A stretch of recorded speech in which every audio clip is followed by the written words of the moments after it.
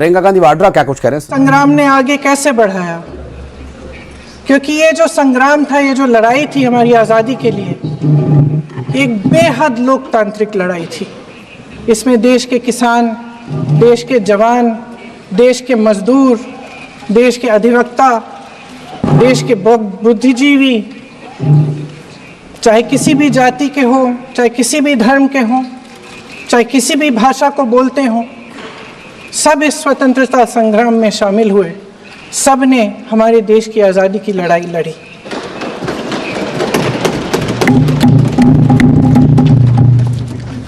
और उसी आज़ादी की लड़ाई से एक आवाज़ उभरी जो हमारी देश की आवाज़ थी। वो आवाज़ ही आज हमारा संविधान है। साहस की आवाज़ थी, हमारी आज़ादी की आवाज़ थी, और उसी की गूंज ने हमारे संविधान को लिखा और बनाया। ये सिर्फ एक दस्तावेज नहीं है। बाबा साहेब अम्बेडकर, मौलाना आज़ाद जी, राजगोपालाचारी जी और जवाहरलाल नेहरू जी और उस समय के तमाम नेता, जैसे आपने कहा, इस संविधान को बनाने की जो कार्य में सालों के लिए जुटे रहे। हमारा संविधान इंसाफ, उम्मीद, अभिव्यक्ति और आकांक्षा की वो ज्योत है जो हर हिंदुस्तानी के दिल में जलती है। अध्यक्ष महोदय, इस ज्योत ने हर एक भारतीय को ये पहचानने की शक्ति दी कि उसे न्याय मिलने का अधिकार है, कि उसमें अपने अधिकारों के लिए आवाज़ उठाने की क्षमता है, कि जब वो आवाज़ उठाएगा तो सत्ता को उसके सामने झुकना पड़ेगा। इस संविधान ने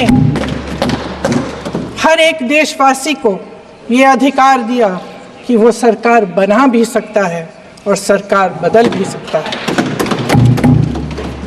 ये ज्योत जो हर हिंदुस्तानी के दिल में जलती है, उसने हर हिंदुस्तानी को ये विश्वास दिया कि देश की संपत्ति में, देश की दौलत में, संसाधनों में उसका भी हिस्सा है, कि उसे एक सुरक्षित भविष्य की उम्मीद का अधिकार है, कि देश बनाने में भी उसकी भागीदारी है। उम्मीद और आशा की ये ज्योत मैंने देश के कोने कोने में खुद देखी है। उन्नाव में मैं एक रेप पीड़िता के घर गई। उसे जलाकर मार डाला था। वो शायद 20-21 साल की होगी। हम सब के बच्चे हैं। हम सोच सकते हैं कि अगर हमारी बेटी के साथ बार बार बलात्कार हुआ और फिर जब वो अपनी लड़ाई लड़ने के लिए गई तो उसको जलाकर मार डाला गया होता तो हम पर क्या बीतती। मैं उस बच्ची के पिता से मिली। उसके खेत जलाए गए थे, उसके भाइयों को पीटा गया था, उसके पिता को बाहर से, घर के बाहर घसीट कर मारा गया था। उस पिता ने मुझे बताया कि बेटी, मुझे न्याय चाहिए।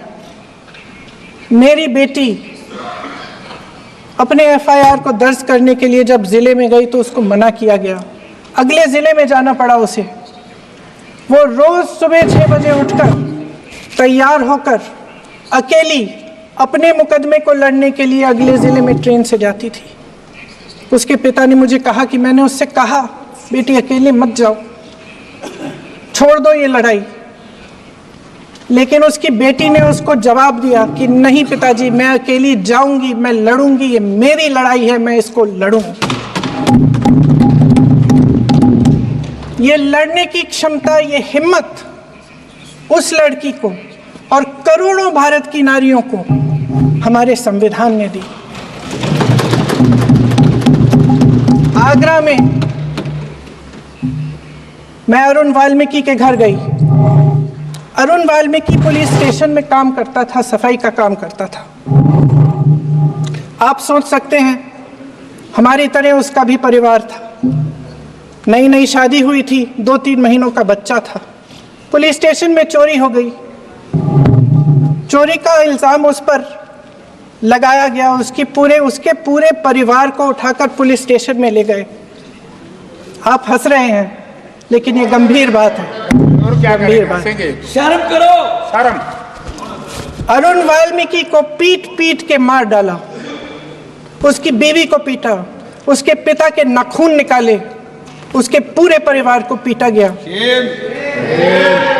जब मैं उस जवान महिला से मिलने गई जो अभी अभी विधवा हुई थी, तो उसने मुझे कहा कि दीदी हमें सिर्फ एक चीज़ चाहिए, हमें न्याय चाहिए और हम इस न्याय के लिए लड़ते रहेंगे चाहे कुछ भी हो जाए।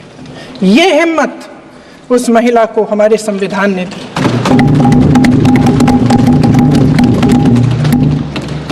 संभल के कुछ लोग आए थे हमसे मिलने जो मृतकों के परिवार के सदस्य थे। उसमें 2 बच्चे थे, अदनान और उजैर। आप सुनिए, उसमें 2 बच्चे थे, अदनान और उजैर। एक बच्चा मेरे बच्चे की उम्र का है, दूसरा उससे छोटा 17 साल का है। दर्जी के बेटे थे। दर्जी का एक ही सपना था कि वो अपने बेटों को पढ़ाएगा लिखाएगा, एक बेटा डॉक्टर बनेगा, एक बेटा भी सफल होगा दूसरा बेटा भी अपने जीवन में सफल होगा। उनके पिताजी हर रोज उनको स्कूल छोड़ते थे। उस दिन भी स्कूल छोड़ने के बाद अपनी दुकान में चले गए। उन्हें पता नहीं था कि विवाद हो रहा है। उन्होंने भीड़ देखी, घर आने की कोशिश की तो पुलिस ने गोली से मार डाला। वो 17 साल का बच्चा अदनान मुझसे कहता है, वो 17 साल का बच्चा अदनान मुझसे कहता है कि मैं बड़ा होकर डॉक्टर बन के दिखाऊंगा, मैं अपने पिता का सपना साकार करूंगा।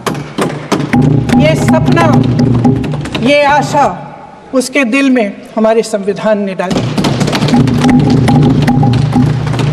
अध्यक्ष महोदय, हमारे देश के करोड़ों देशवासियों के संघर्ष में, अपने अधिकारों की पहचान में, इनकी कठिन से कठिन परिस्थितियों से लड़ने की अपार हिम्मत में और देश से न्याय की अपेक्षा में हमारे संविधान की ज्योत जल रही है।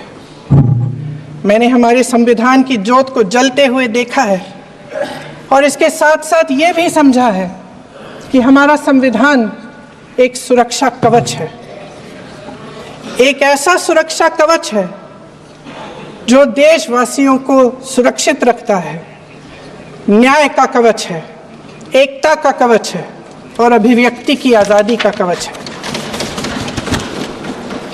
दुख की बात यह है कि मेरे सत्ता पक्ष के साथी जो बहुत बड़ी बड़ी बातें करते हैं, इन्होंने इन 10 सालों में यह सुरक्षा कवच, सत्ता पक्ष के मेरे साथियों ने ये सुरक्षा कवच तोड़ने का पूरा प्रयास किया है। संविधान में सामाजिक, आर्थिक और राजनीतिक न्याय का वादा है। ये वादा एक सुरक्षा कवच है जिसको तोड़ने का काम शुरू हो चुका है। लैटरल एंट्री और निजीकरण के जरिए ये